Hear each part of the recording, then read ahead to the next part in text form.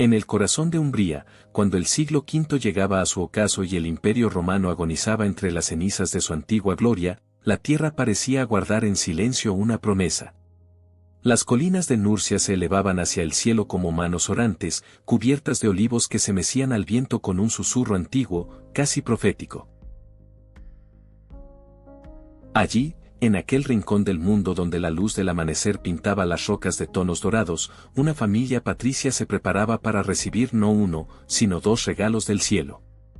El año era el 480, y el destino de Occidente estaba a punto de cambiar con el llanto de dos recién nacidos. Eutropio y su esposa Abundancia, nombres que la providencia parecía haber elegido con intención divina, contemplaron con asombro el milagro que yacía en sus brazos. Dos criaturas perfectas, un niño y una niña, idénticos en su fragilidad y unidos por un vínculo que trascendía la mera consanguinidad. Benito y Escolástica habían llegado juntos al mundo, compartiendo el primer aliento, las primeras lágrimas, el primer contacto con la luz del día. ¿Quién podría imaginar entonces que aquellos pequeños cuerpos, tan vulnerables ante el rigor de la vida, albergaban almas destinadas a transformar la historia de la Iglesia? La nobleza de su linaje pronto sería eclipsada por una nobleza infinitamente mayor, la de los santos. Pero el destino, ese artífice misterioso que teje los hilos de cada vida, no permitiría que estos niños crecieran resguardados en el lujo de su cuna patricia. La muerte, esa visitante inevitable que no distingue entre ricos y pobres, llamó pronto a la puerta de aquella casa. Abundancia, la madre cuyo nombre prometía plenitud, fue arrebatada cuando los gemelos apenas comenzaban a balbucear sus primeras palabras. En un instante, la protección materna se desvaneció como niebla al sol, dejando a dos criaturas huérfanas frente al mundo hostil. ¿Acaso no es esta la paradoja divina? Que la grandeza espiritual nazca precisamente del vacío, del desamparo, de la pérdida que obliga al alma a buscar consuelo en lo alto. Eutropio, devastado por el dolor pero consciente de su deber, tomó una decisión que marcaría para siempre el camino de sus hijos. Los pequeños fueron enviados a Roma, aquella ciudad que aún conservaba vestigios de su magnificencia imperial pero que ya mostraba las grietas de su decadencia moral. Entre templos paganos convertidos en ruinas y basílicas cristianas que se elevaban tímidamente sobre los escombros del viejo mundo, Benito y Escolástica recibieron su educación. Las letras latinas, la retórica, la filosofía clásica, todo el saber de una civilización que se apagaba lentamente, entraba en sus mentes jóvenes. Pero en sus corazones, algo más profundo germinaba, una sed insaciable de Dios, una inquietud que ningún libro ni maestro podía saciar. La infancia compartida de los gemelos fue un tiempo de complicidad silenciosa y comprensión mutua que no necesitaba palabras. Mientras otros niños jugaban en las calles de Roma, Benito y Escolástica buscaban los rincones tranquilos de las iglesias, atraídos por el misterio que habitaba entre las columnas de mármol y bajo las bóvedas pintadas con escenas celestiales. Se sentaban juntos en los bancos de madera, tan pequeños que sus pies no tocaban el suelo, y sus ojos seguían la danza de las velas que ardían ante los altares. En aquellos momentos de quietud compartida, algo invisible pero real los unía, una percepción común de que el mundo visible no era suficiente, de que existía una realidad más verdadera esperando ser descubierta. ¿Podría el amor fraternal ser, desde el principio, una escuela de amor divino? Pero Roma, con toda su historia y esplendor, se había convertido en una ciudad de sombras morales. Los jóvenes patricios se entregaban a placeres que corrompían el alma, las calles resonaban con risas vacías y ambiciones terrenales. Benito, al alcanzar la adolescencia, sintió crecer en su interior una repulsión cada vez más fuerte hacia aquel mundo de apariencias.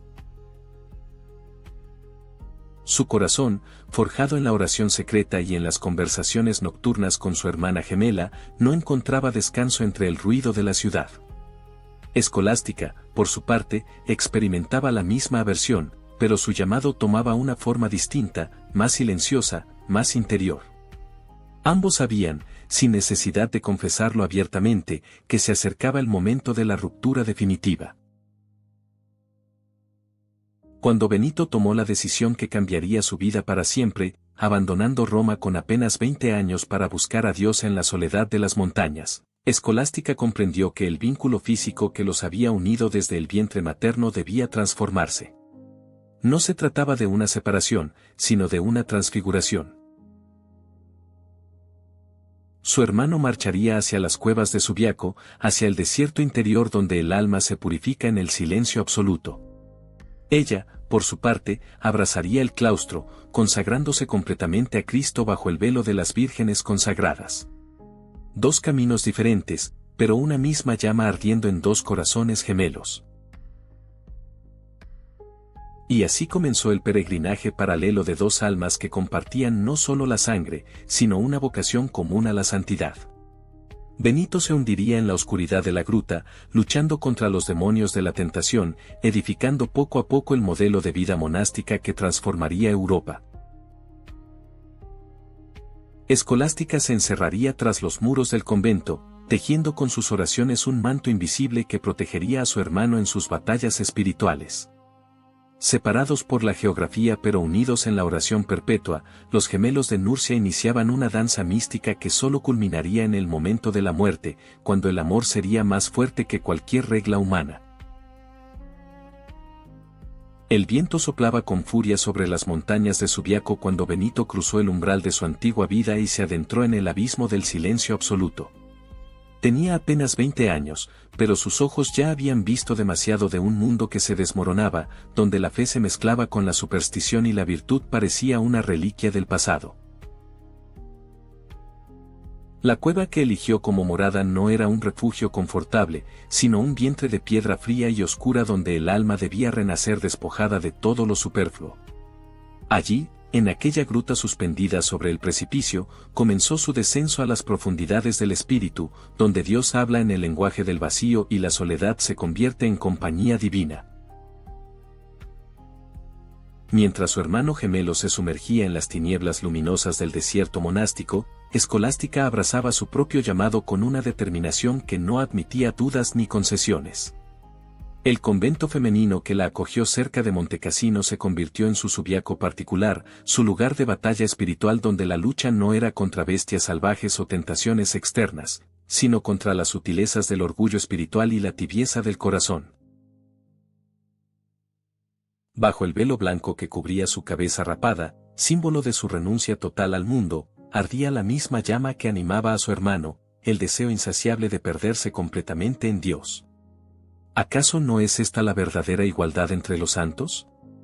Que cada uno, desde su vocación particular, escala la misma montaña por senderos diferentes. Los años pasaron como agua entre los dedos, y Benito emergió de su cueva transformado en algo más que un hombre, era ya un padre espiritual, un legislador de almas, el arquitecto de una nueva forma de vida que salvaría la civilización occidental de las tinieblas. Su regla, aquel documento preciso y equilibrado que organizaba cada hora del día monástico entre la oración y el trabajo, se convirtió en el latido del corazón de Europa. Ora et labora, rezar y trabajar, el ritmo perfecto entre la contemplación y la acción que mantendría viva la luz del Evangelio durante los siglos oscuros que se avecinaban.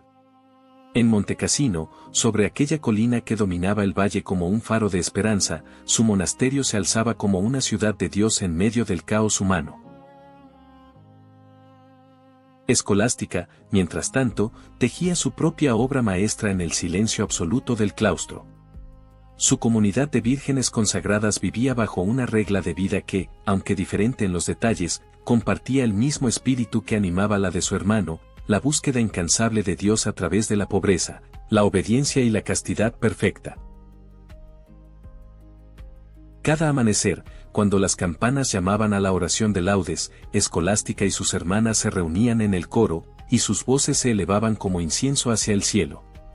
No había espectadores en aquella liturgia, solo Dios y las almas que se ofrecían como sacrificio vivo. El mundo exterior, con sus guerras y ambiciones, quedaba excluido de aquellos muros donde el tiempo se medía no en días sino en siglos de eternidad. Pero el vínculo entre los gemelos no se había roto con la distancia física ni con los muros de sus respectivos claustros. Al contrario, se había purificado, elevado, transfigurado en algo infinitamente más profundo que el mero afecto natural. Una vez al año, siempre en la misma fecha sagrada, Benito descendía de Montecassino y Escolástica salía de su convento para encontrarse en un punto intermedio, una pequeña casa de oración situada entre ambos monasterios. Allí, acompañados solo por algunos discípulos que permanecían a distancia respetuosa, los hermanos pasaban el día entero hablando de Dios, compartiendo las experiencias místicas del año transcurrido, consolándose mutuamente en las tribulaciones del camino espiritual. ¿Qué palabras se intercambiaban en aquellos encuentros anuales? ¿De qué hablaban dos almas que habían renunciado a todo por el absoluto? No eran conversaciones ordinarias sobre asuntos mundanos o recuerdos nostálgicos de la infancia compartida. Benito le contaba a su hermana sobre las tentaciones que asaltaban a sus monjes, sobre las visiones que Dios le concedía en la oración nocturna, sobre los milagros que ocurrían cuando la fe alcanzaba su punto más puro. Escolástica, por su parte, le revelaba los secretos de la oración contemplativa, aquella ciencia de amor que solo las almas virginales pueden penetrar con profundidad absoluta. Hablaban del cielo como quien habla de su verdadera patria, y la muerte no era para ellos un tema de terror sino de esperanza ardiente. Las horas de aquel día anual transcurrían con una velocidad que parecía cruel, como si el tiempo mismo se burlara de su deseo de prolongar el encuentro. Cuando el sol comenzaba su descenso hacia el horizonte, pintando las colinas de tonos carmesí y púrpura, ambos sabían que se acercaba el momento de la separación. Benito debía regresar a Montecassino antes de que cayera la noche, pues su regla prohibía terminantemente que ningún monje pasara la noche fuera del monasterio sin causa gravísima. Escolástica, obediente a la misma disciplina que regía su vida conventual, aceptaba la despedida con la resignación de quien sabe que el sacrificio es la moneda con que se compra el cielo. Y así, año tras año, el ritual se repetía, un día de comunión espiritual seguido de 360 días de ausencia física, pero nunca de ausencia real. ¿Por qué en verdad, acaso estaban realmente separados? Las oraciones de Escolástica sostenían a Benito en sus batallas contra los demonios que intentaban destruir su obra. Las oraciones de Benito protegían a Escolástica y a sus hermanas de los peligros espirituales que acechan especialmente a las almas consagradas. En la comunión de los santos, en esa red invisible que une a todos los que aman a Dios, los gemelos de Nurcia permanecían unidos más estrechamente que cuando compartían el vientre materno. La distancia física era solo una ilusión, la verdadera proximidad se medía en la intensidad del amor divino que ardía en ambos corazones. El año 543 amaneció sobre las colinas de Italia con una claridad engañosa, como si el cielo quisiera ocultar con su azul perfecto el drama que se tejerían bajo él. Escolástica despertó aquella mañana con un peso extraño en el pecho, una certeza que no venía de la razón sino de un lugar más profundo donde el alma percibe verdades que la mente aún no puede comprender. Hoy se cumpliría, una vez más, el ritual sagrado que había sostenido su vida durante décadas, el encuentro anual con su hermano gemelo, aquel día único en el año donde podían hablar libremente de Dios sin intermediarios ni distancias. Pero algo era diferente esta vez, algo que hacía que cada respiración pareciera más pesada, cada latido del corazón más solemne. Mientras se preparaba para el viaje a la pequeña casa de oración situada entre ambos monasterios, Escolástica sintió en su interior una voz silenciosa que le susurraba una verdad terrible y hermosa a la vez. Este sería su último encuentro terrenal con Benito. No era un presentimiento vago ni una melancolía pasajera, sino un conocimiento místico que Dios concede a sus santos cuando se acerca la hora de partir. Su cuerpo, ya marcado por los años de ayunos y vigilias nocturnas, le hablaba en un lenguaje que solo ella podía descifrar. Las señales estaban allí, la fatiga que no desaparecía con el descanso, el peso de los huesos que parecían anhelar la tierra, la serenidad sobrenatural que inundaba su alma cuando pensaba en la muerte. No sentía miedo, solo una urgencia inmensa de aprovechar cada segundo del tiempo que le quedaba con su hermano. Benito descendió de Montecassino aquella mañana con su séquito habitual de monjes, caminando por los senderos que conocía de memoria después de tantos años de repetir el mismo viaje. Su figura, encorvada ya por el peso de los años y las mortificaciones, conservaba sin embargo una autoridad que emanaba no de su persona sino de la gracia que había transformado su vida. Llevaba consigo la regla que había escrito, aquel código de vida monástica que ya se extendía por toda Europa como un fuego santo que purificaba y ordenaba el caos. No podía imaginar que ese día, su propia regla se convertiría en el obstáculo que su hermana debería superar para obtener lo que su corazón anhelaba con desesperación. ¿Cómo podría sospechar que la disciplina que él había establecido con tanta sabiduría sería desafiada por un amor aún más sabio? El encuentro comenzó como siempre, con el abrazo fraternal que unía no solo dos cuerpos sino dos almas que habían caminado juntas desde el vientre materno hasta las cumbres de la santidad. Se sentaron a la mesa preparada en aquella humilde casa, compartieron el pan simple y el vino aguado de los ascetas y comenzaron su conversación sobre las cosas divinas. Escolástica bebía cada palabra de su hermano con una sed que parecía insaciable, como si quisiera almacenar en su memoria cada inflexión de su voz, cada gesto de sus manos, cada luz que brillaba en sus ojos cuando hablaba de Dios. Le preguntó sobre los milagros recientes en Montecassino, sobre las almas que había guiado a la conversión, sobre las visiones que el Señor le había concedido en la oración. Y Benito, ajeno al drama que se gestaba en el corazón de su hermana, respondía con la paciencia del maestro que ama enseñar. Las horas transcurrieron con esa velocidad cruel que caracteriza los momentos preciosos, y cuando el sol comenzó su descenso hacia el oeste, tiñendo las nubes de naranja y carmesí, Benito miró el cielo con la preocupación del abad disciplinado que debe regresar a su monasterio antes de que caiga la noche. Su regla era clara, inflexible en este punto: ningún monje podía pasar la noche fuera del cenobio sin una razón que justificara tal ruptura de la disciplina monástica. Durante años, habían respetado este límite sin cuestionarlo, despidiéndose siempre al caer la tarde con la promesa tácita de encontrarse nuevamente al año siguiente. Pero esta vez, cuando Benito hizo el gesto de levantarse, cuando comenzó a pronunciar las palabras de despedida que habían repetido tantas veces, Escolástica extendió su mano y la posó sobre la de su hermano con una suavidad que contenía toda la súplica del mundo.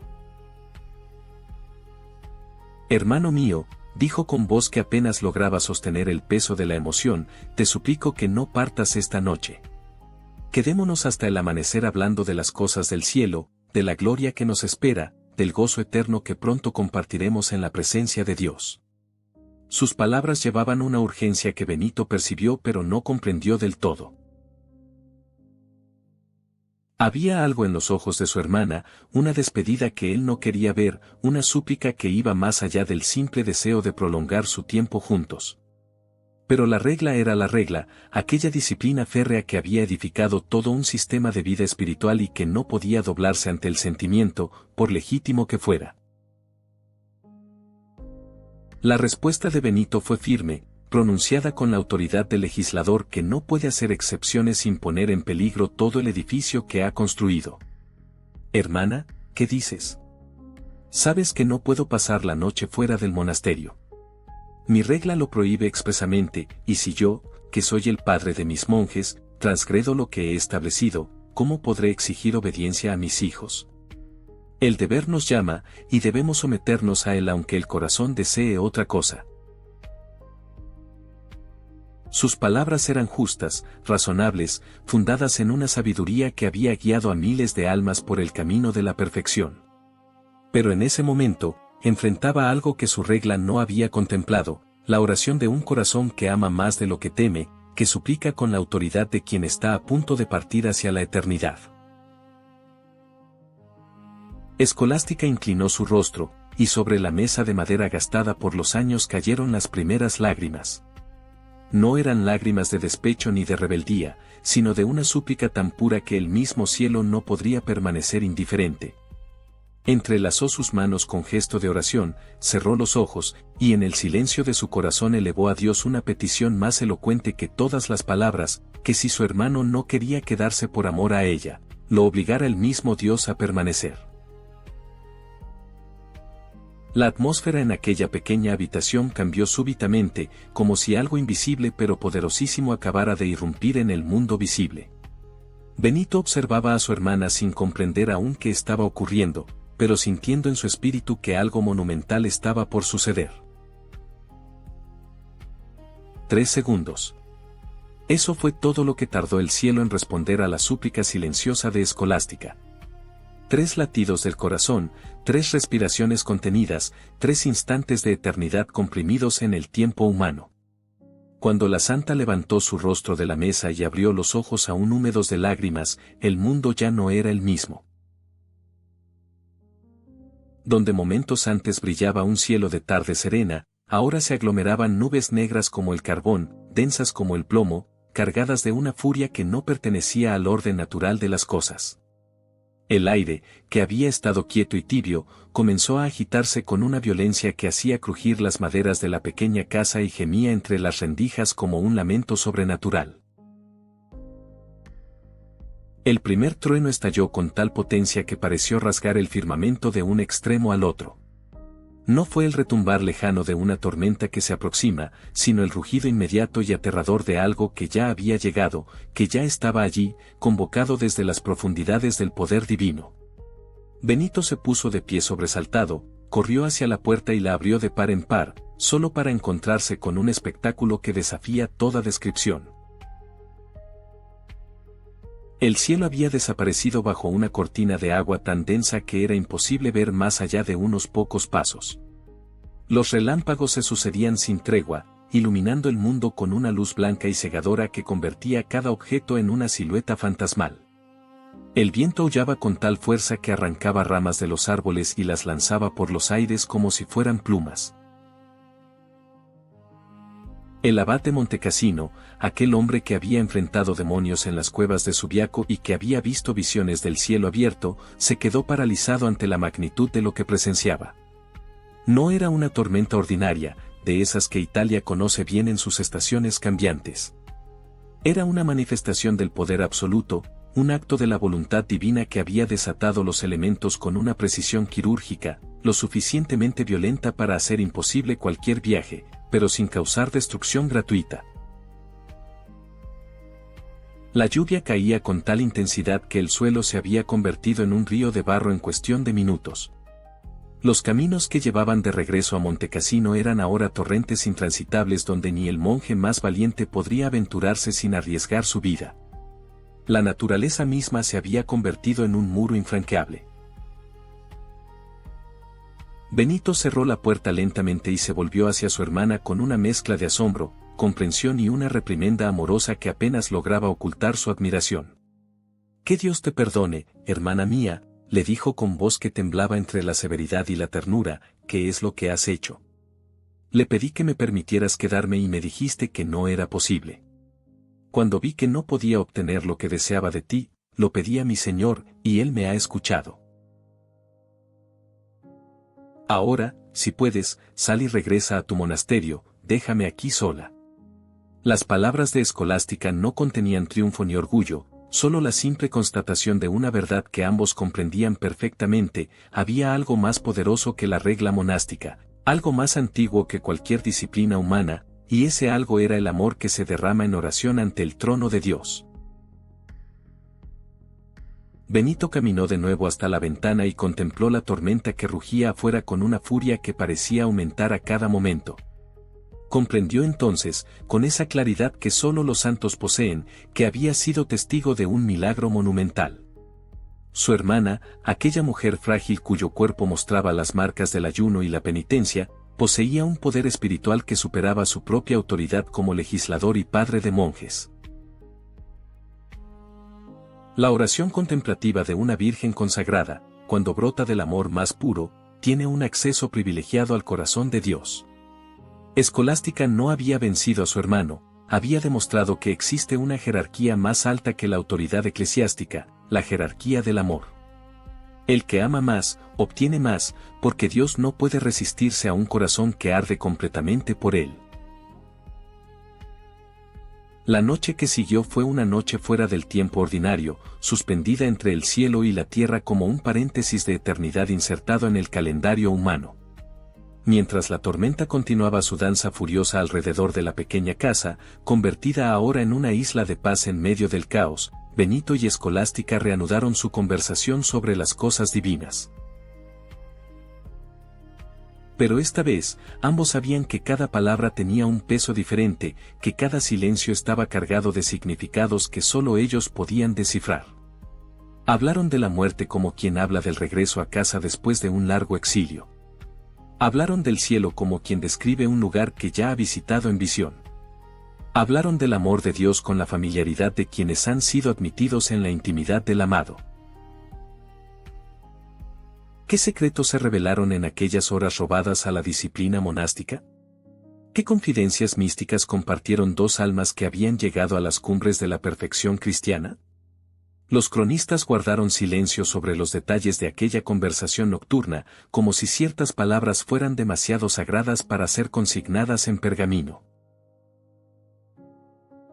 Pero podemos imaginar que Escolástica le reveló a su hermano el conocimiento místico que Dios le había dado sobre su muerte inminente. Podemos intuir que le pidió que orara especialmente por su alma cuando llegara el momento del tránsito final. Podemos suponer que Benito, finalmente consciente de que esta era una despedida, le dio su bendición más solemne y le habló de la gloria que la esperaba como recompensa por su fidelidad absoluta. Los monjes que habían acompañado a Benito y las religiosas que habían venido con Escolástica permanecieron en las habitaciones contiguas, también atrapados por aquella tormenta que no cedía. Escuchaban a través de las paredes el murmullo de las voces de los hermanos santos, sin poder distinguir las palabras pero percibiendo la intensidad sobrenatural de aquella conversación. Algunos rezaban el oficio divino en voz baja, otros simplemente permanecían en silencio, conscientes de que estaban siendo testigos de algo extraordinario. Nadie se quejó del retraso, nadie criticó la ruptura de la disciplina horaria. Había una comprensión tácita de que las reglas humanas deben ceder ante las disposiciones divinas y que aquel encierro forzado por la tormenta era en realidad una gracia concedida desde lo alto. Cuando finalmente amaneció, la tormenta cesó con la misma súbita que había comenzado. El cielo se aclaró, las nubes se dispersaron y un sol radiante emergió sobre las colinas como si nada hubiera perturbado el orden natural. Los caminos, aunque embarrados, eran nuevamente transitables. Benito podía regresar a su monasterio. Pero cuando se despidió de Escolástica en el umbral de aquella casa que había sido escenario del milagro, ambos sabían que no se volverían a ver en esta tierra. El abrazo fue más prolongado, la bendición mutua más intensa, la mirada final más profunda. Escolástica había obtenido lo que su corazón anhelaba, una última noche completa en compañía de su hermano gemelo, hablando de Dios hasta el amanecer. Y el precio que había pagado era simplemente el precio del amor, la humildad de pedir, la confianza de creer y la audacia de preferir la voluntad de Dios a cualquier reglamento humano. 3 días. Solo 3 días transcurrieron entre aquel encuentro milagroso y el momento en que Escolástica exhaló su último suspiro. El número 3, sagrado en los misterios cristianos, marcó el intervalo entre la tormenta que respondió a su oración y la tormenta final que llevaría su alma al cielo. Durante aquellos 3 días, la santa permaneció en su celda conventual con una serenidad que asombraba a sus hermanas religiosas. No mostraba signos de enfermedad aguda ni de sufrimiento físico extremo, pero todas percibían que algo invisible estaba consumándose en ella.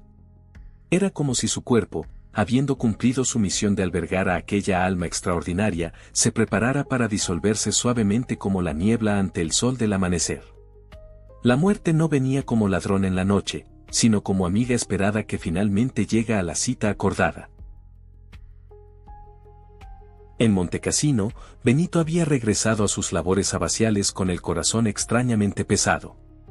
Cumplía con el oficio divino, presidía las comidas en el refectorio, escuchaba las confesiones de sus monjes, pero una parte de su espíritu permanecía ausente, como si ya estuviera preparándose para recibir una noticia que su alma conocía antes que su mente. El tercer día después de su encuentro con Escolástica, mientras se encontraba en su celda sumido en oración profunda, levantó súbitamente los ojos hacia la ventana. Lo que vio entonces lo dejó inmóvil, suspendido entre el tiempo y la eternidad, testigo de una visión que confirmaría lo que su corazón ya sabía. El cielo se había abierto como un telón que se descorre para revelar el escenario de lo divino, y desde la dirección del convento de su hermana ascendía una paloma de blancura imposible, tan luminosa que parecía tejida con luz pura. La paloma se elevaba con un vuelo sereno y majestuoso, trazando en el aire una trayectoria perfecta hacia las alturas celestiales. No batía las alas con el esfuerzo de las aves terrenales, sino que se deslizaba en el aire como si fuera llevada por manos invisibles, sostenida por el aliento mismo de Dios. Benito comprendió en ese instante lo que estaba presenciando, no era una paloma real, sino la representación visible del alma de su hermana gemela que abandonaba su prisión de carne y hueso para reunirse con el amado eterno. Las lágrimas comenzaron a rodar por sus mejillas curtidas, pero no eran lágrimas de dolor sino de una alegría mezclada con nostalgia, el sentimiento complejo de quien se regocija por la felicidad del ser amado mientras experimenta la soledad de su ausencia. Cayó de rodillas y exclamó con voz que resonó en las paredes de piedra de su celda: «Bendito seas, Señor, que has recibido el alma de mi hermana. Bendita seas tú, Escolástica, que amaste más y por eso obtuviste más». Inmediatamente, Benito convocó a sus monjes y les ordenó preparar una expedición solemne al convento de su hermana.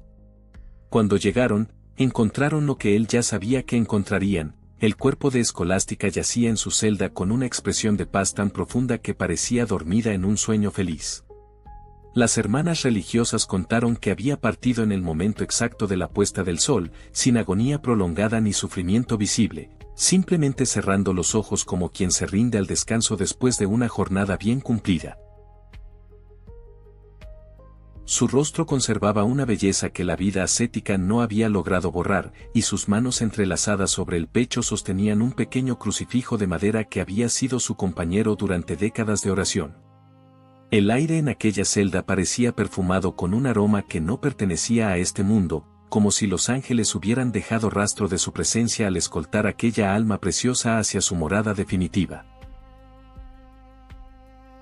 Benito tomó una decisión que reveló la profundidad de su comprensión del misterio que unía a los gemelos más allá de la muerte.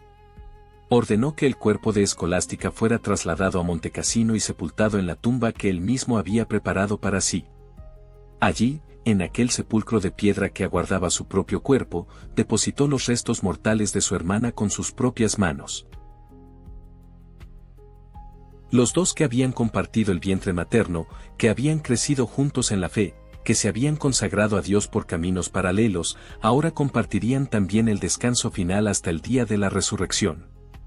Era la afirmación definitiva de que el vínculo que los unía trasciende todas las fronteras, la de la vida y la muerte, la del tiempo y la eternidad, la de lo visible y lo invisible. Ni siquiera la muerte podría separarlos definitivamente. Pero el verdadero legado de Escolástica no yace en aquella tumba de Montecassino donde sus huesos reposan junto a los de su hermano. Su legado vive en cada alma que descubre el poder incontenible de la oración nacida del amor puro. La lección de aquella tormenta milagrosa resuena a través de los siglos con una claridad que no se ha apagado: Dios no puede resistirse a un corazón que lo ama por encima de todo, que prefiere su voluntad a cualquier reglamento humano, que confía sin límites en su bondad infinita. Escolástica demostró que existe una jerarquía espiritual donde quien ama más ocupa el lugar más alto, y que esa jerarquía está por encima de cualquier estructura eclesiástica o monástica. La autoridad del amor supera la autoridad del cargo, porque Dios mismo es amor y reconoce como propios a quienes participan más plenamente de su naturaleza. A lo largo de los siglos, innumerables cristianos han acudido a Santa Escolástica en sus necesidades más apremiantes, especialmente cuando parecía que el cielo permanecía cerrado a sus súplicas. Ella se ha convertido en la patrona de aquellos que necesitan ver respondidas sus oraciones con urgencia, de quienes enfrentan tormentas literales y metafóricas en sus vidas, de las comunidades religiosas femeninas que buscan un modelo de contemplación profunda. Su fiesta se celebra el 10 de febrero, apenas 3 días antes de la de su hermano Benito, como si el calendario litúrgico quisiera mantener visible ese vínculo que ni la muerte pudo romper. En las iglesias dedicadas a su nombre, en los conventos benedictinos dispersos por todo el mundo, en los corazones de los fieles que han experimentado el poder de su intercesión, Escolástica sigue viva y activa. La historia de aquella tormenta milagrosa nos interpela con preguntas que no admiten respuestas superficiales. ¿Amamos a Dios lo suficiente como para atrevernos a pedirle lo imposible? ¿Confiamos en su bondad hasta el punto de presentarle nuestros deseos más profundos sin miedo al rechazo? ¿Estamos dispuestos a preferir su voluntad a nuestras propias reglas y seguridades? Escolástica no transgredió la autoridad de su hermano por capricho ni por rebeldía, lo hizo porque había algo más importante en juego: la necesidad de expresar un amor fraternal que sabía no tendría otra oportunidad de manifestarse. Y Dios, que lee los corazones antes de escuchar las palabras, respondió inmediatamente a esa súplica porque venía de un lugar de absoluta pureza. Esta es la enseñanza que permanece, que la oración verdadera, la que mueve el cielo y desata tormentas, no es la que pronuncia fórmulas perfectas sino la que brota de un corazón totalmente entregado al amor que no conoce límites ni medidas.